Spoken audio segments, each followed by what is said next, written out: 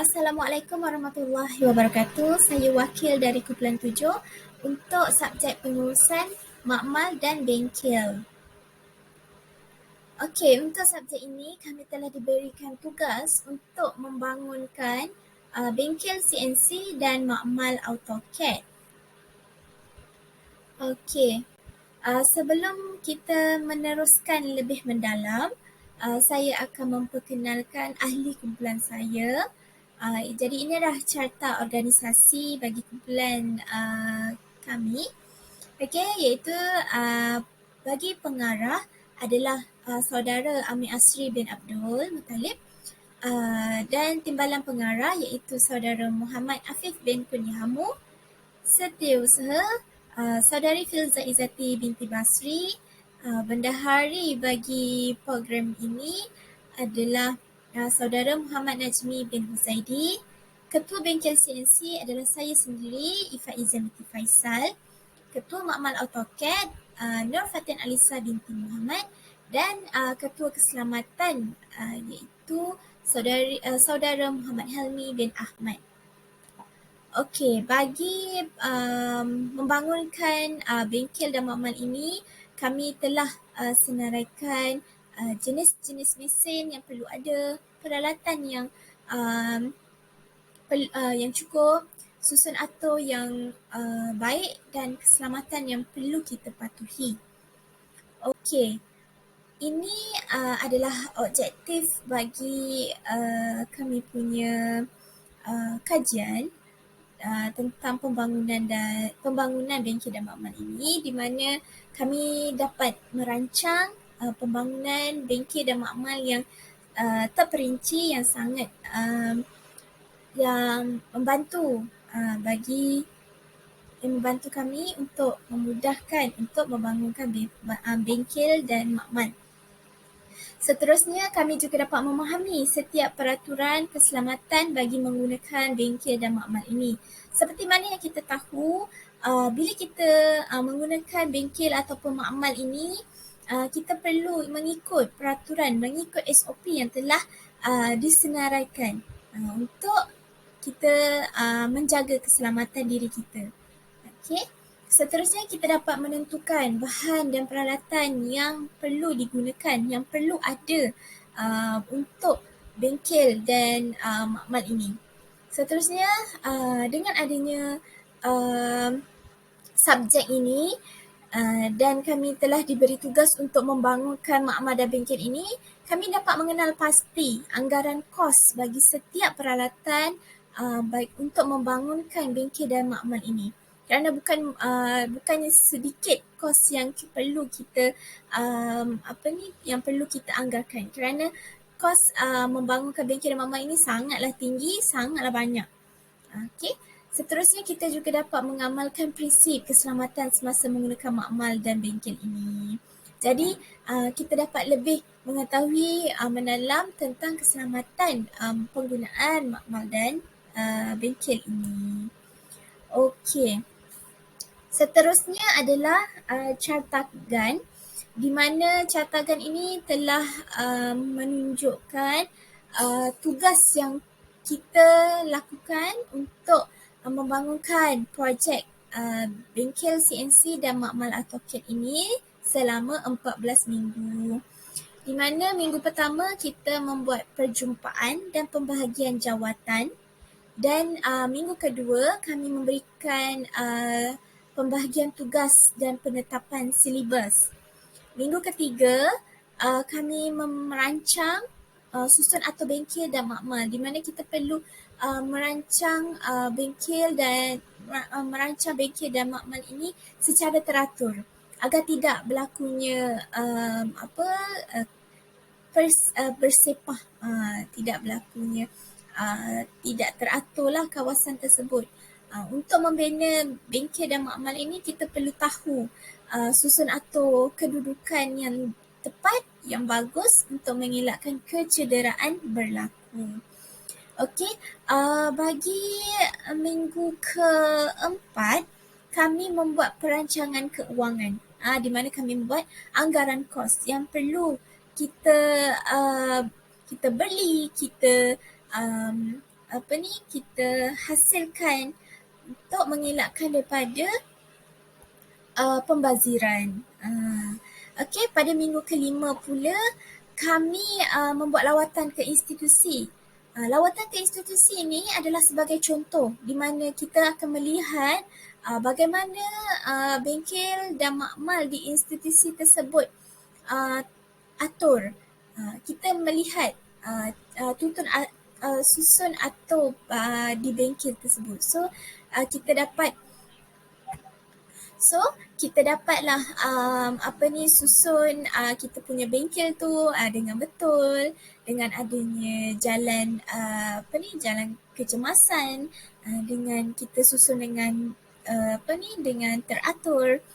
Okey, so pada minggu ke-6 pula kami membuat semakan semula keperluan barangan yang perlu kita kita ada untuk pembinaan bengkel CNC dan makmal AutoCAD ini.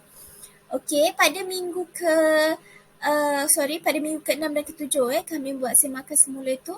Okey, pada minggu yang ketiga, berbalik pada minggu yang ketiga hinggalah minggu ke-12 kami menghasilkan laporan dan pembentangan. Okey, dan pada minggu ke-13 kami membuat pembentangan projek dan pada minggu ke-11 ke minggu 14 kami membuat penghantaran projek. Okey. Ini adalah latar belakang bengkel CNC dan makmal AutoCAD. Okey, untuk latar belakang bengkel CNC ini, kami telah menyediakan 2 mesin iaitu mesin CNC milling dan mesin CNC lathe. Kerana kedua-dua mesin ini sangat penting bagi bengkel CNC kerana mesin ini sangatlah membantu dalam menghasilkan projek-projek yang rumit. Okey, dan CNC ini adalah singkatan daripada computer numerical control. Okey. Seterusnya latar belakang bagi makmal AutoCAD. Okey, kenapa perlunya makmal AutoCAD di dalam bengkel? Kerana bengkel yang kita bina ni adalah bengkel yang kita bina ni adalah bengkel CNC. CNC ini cara dia lakukan proses ini adalah bermula dari komputer. Disebabkan itu, untuk menghasilkan sesuatu produk yang rumit, kita pasti akan membuat lukisan terlebih dahulu. Kita akan design terlebih dahulu dengan ukuran yang ada, dengan ukuran yang tepat. Dan apabila dah siap kesemuanya, dah siap lukis, dah siap dengan ukuran, kita perlu transfer program yang kita lakukan itu kepada kepada mesin CNC kita. Sama ada CNC lathe ataupun CNC milling. Kalau kita nak buat design untuk lathe, kita akan transfer ke mesin lathe. Kalau kita nak buat produk itu dengan menggunakan mesin CNC, kita akan transfer kita punya lukisan itu bersama program itu, bersama program dan kod untuk design milling ini terus kepada mesin CNC milling. Disebabkan itu adanya bengkel CNC, adanya lah juga makmal komputer, makmal AutoCAD. Kerana apabila kita lukis, kita terus transfer ke mesin tersebut. Okay, sebab itulah bengkel CNC, disebabkan itulah CNC adalah computer numerical control. Okay. Seterusnya, kita akan pergi kepada keselamatan bengkel. Jadi, di sini saya paparkan semua papan tanda keselamatan yang perlu kita ingat, yang kita perlu patuhi semasa di dalam bengkel dan di dalam makmal. Okey, kita ada papan tanda mandatory, kita ada papan tanda keselamatan, papan tanda melawan kebakaran dan papan tanda amaran serta papan tanda larangan. Okey, seterusnya, ini adalah alat pemadam api. Kita perlu tahu kelas dan jenis kebakaran. So, sekiranya berlaku kebakaran di dalam bengkel, mungkin terbakar pada wire mesin ke, ataupun berlaku pada makmal ke, kita dapat faham dan kita dapat tahu kelas-kelas untuk menggunakan alat pemadam api ni. Okey, seterusnya kita pergi kepada peti pertolongan cemas. Ini adalah alat ataupun peti yang sangat penting untuk berada di bengkel dan makmal. Okey, kerana jika berlakunya kecederaan, walaupun tidak terlalu kecederaan yang tidak terlalu berat, kita boleh bantu kita punya pelajar dengan segala barangan yang ada dalam peti pertolongan cemas tu. Seperti kita ada kain andor, kita ada kain pembalut kasar, larutan Flavin, gunting, kapas, dan bermacam-macam lagi. So, sangat membantu. Sekiranya ada pelajar yang berlaku kecederaan semasa melaksanakan pemesanan. Okey, ini adalah peraturan am bengkel. Okey, masuk ke dalam bengkel dengan kebenaran bersyarah. So, bila kita dah membina bengkel dan makmal ni, kita perlu ada peraturan yang perlu ditetapkan. Okey, tidak boleh sesuka hati pelajar masuk ke dalam bengkel. Okey, perlu ada kebenaran pensyarah. Okey, seterusnya kita pastikan persekitaran berada dalam keadaan selesa seperti membuka tingkap dan pintu sebelum memulakan kerja. Okey, untuk mengelakkan daripada kita menghidu asap ataupun sebagainya lah. Okey, kerana kita untuk mengelakkan daripada pencemaran bau ataupun dan sebagainya lah. Okey, yang ketiga adalah penggunaan alatan dan bahan yang betul dan digunakan dengan baik. Okey, seperti mana yang tadi saya katakan, kita perlu ada barangan dan alatan tangan yang cukup, okey, untuk membina bengkel dan makmal ini. Tetapi kita perlu mengingatkan pengguna. Okey, seperti pelajar yang masuk ke bengkel, kita perlu sentiasa ingatkan pelajar tersebut agar menggunakan alatan tangan dan bahan kerja tu dengan baik, dengan sempurna. Jangan memberi mereka peluang untuk bermain ataupun bergurau senda menggunakan alatan tersebut. Kerana alatan yang kita sertakan, okey,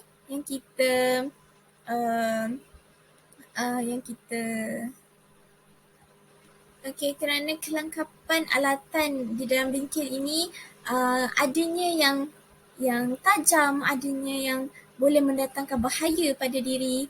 Jadi kita sentiasa ingatkan pelajar untuk mengelakkan pada bermain-main dengan menggunakan alatan tangan yang ada pada bengkel.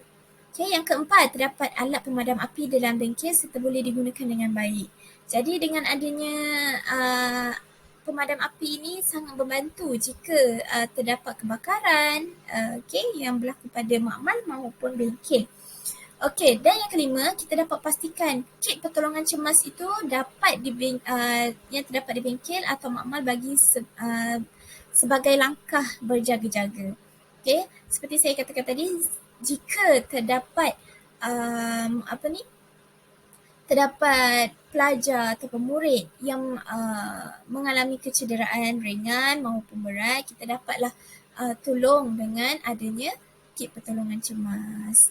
Okey, seterusnya kita pergi kepada peraturan am bengkel lagi. Okey, kita akan pastikan tiada bahan beracun atau bahan yang mudah terbakar digunakan di dalam bengkel dan makmal. Okey, yang ketujuh, lapor kepada pensyarah dengan segera sekiranya terdapat kemalangan yang berlaku. Okey, yang ke-8, kita dapat pastikan kawasan bengkel atau kawasan kerja dalam keadaan bersih telah selesai melakukan kerja-kerja pemesinan. Kerana apa? Kerana jika pelajar lain ingin menggunakan mesin tersebut, pelajar tersebut tidak perlu lagi untuk membersihkan, kerana kerja-kerja yang kita lakukan itu kerja-kerja yang akan menghasilkan kerja yang kasar, okay? Dan ia dapat bukan menyusahkan, dia dapat menyukarkan pelajar lain untuk membersihkan dahulu tempat tersebut baru melakukan kerja. Itu adalah perkara yang salah.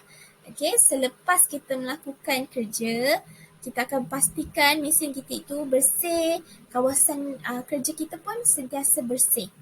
Okey, yang ke-9, tutup semua switch sebelum meninggalkan bengkel atau makmal. Ini adalah sangat penting untuk kita ingat, untuk kita faham. Kerana bila ketiadaan orang, ketiadaan orang di dalam bengkel ataupun makmal, ini sangat bahaya jika switch terbuka dan sebagainya. Ini boleh berlakunya berlakunya kerosakan dan sebagainya lah. Okey, yang ke-10, kita dapat pastikan setiap peralatan yang digunakan berada di tempat yang sepatutnya. Okey, jangan letak bersepah-sepah. Okey, letaklah di dalam stor ataupun tempat yang telah disediakan. Okey, seterusnya kita pergi ke penggunaan alat perlindungan diri, iaitu PPE. Ini sangat penting bila kita masuk ke bengkel, kita wajib tahu pemakaian kita sama ada betul atau tidak. Pastikan kita pakai safety shoes untuk mengelakkan daripada kaki kita terkena barang yang berat, okay, alatan tangan yang bahaya. Okay. Seterusnya, ini adalah contoh-contoh PPE yang perlu kita pakai, yang bersesuaian lah dengan kita punya kerja. Jika kerja kita tu tidak sesuai untuk pakai glove, okay, kita tidak perlu pakai. Pakailah benda yang perlu kita lindung. Okay. Seterusnya, kita pergi ke susun atur. Ini adalah susun atur yang kami untuk grup 7 ni lakukan. Ini adalah susun atur bagi bengkel CNC dan makmal komputer.